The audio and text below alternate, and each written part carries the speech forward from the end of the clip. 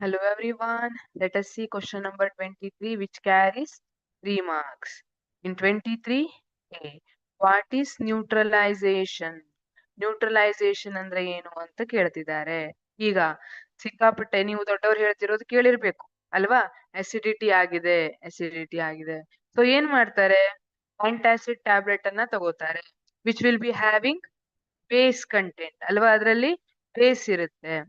May be sodium hydrogen carbonate ತರ base ಇರುತ್ತೆ. So ಅವರು ಅದನ್ನ ತಗೊಂಡಾಗ ಅಸಿಡಿಟಿ ಕಡಿಮೆ ಆಯ್ತು ಅಂತ ಹೇಳ್ತಾರೆ. ಯಾಕೆ? That antacid neutralizes the acid produced in our stomach.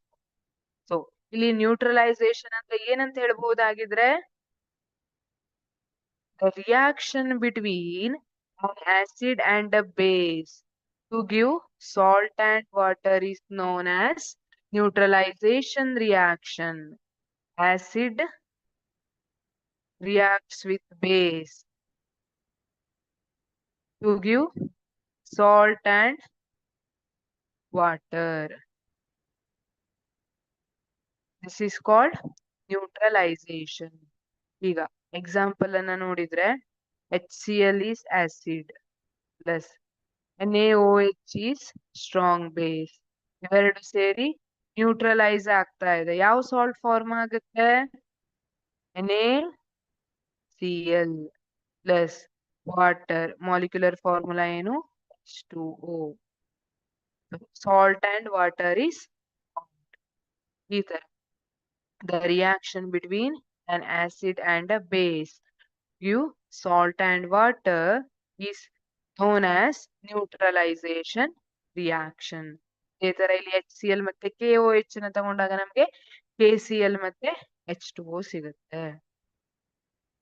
Salt and water ಸಿಗುತ್ತೆ. ಈ ರಿಯಾಕ್ಷನ್ ಅನ್ನ ನ್ಯೂಟ್ರಲೈಸೇಷನ್ ರಿಯಾಕ್ಷನ್ ಅಂತ ಕರಿತೀವಿ. ಸೊ ಇಲ್ಲಿ ಆಸಿಡ್ ಅಂದ್ರೆ ಏನು?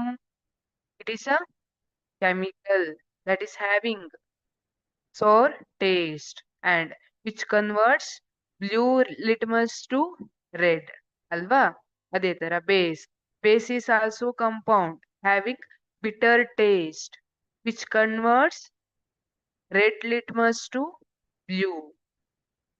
ಇಲ್ಲಿ ಈ ಆಸಿಡ್ ಮತ್ತೆ ಬೇಸ್ ಸೇರ್ಕೊಂಡು ಸಾಲ್ಟ್ ಮತ್ತೆ ವಾಟರ್ ಅನ್ನ ಫಾರ್ಮ್ ಮಾಡುತ್ತೆ. ಇದನ್ನ ನ್ಯೂಟ್ರಲೈಸೇಷನ್ ರಿಯಾಕ್ಷನ್ ಅಂತ ಕರೆದಿರ್ತೀವಿ. Thank you.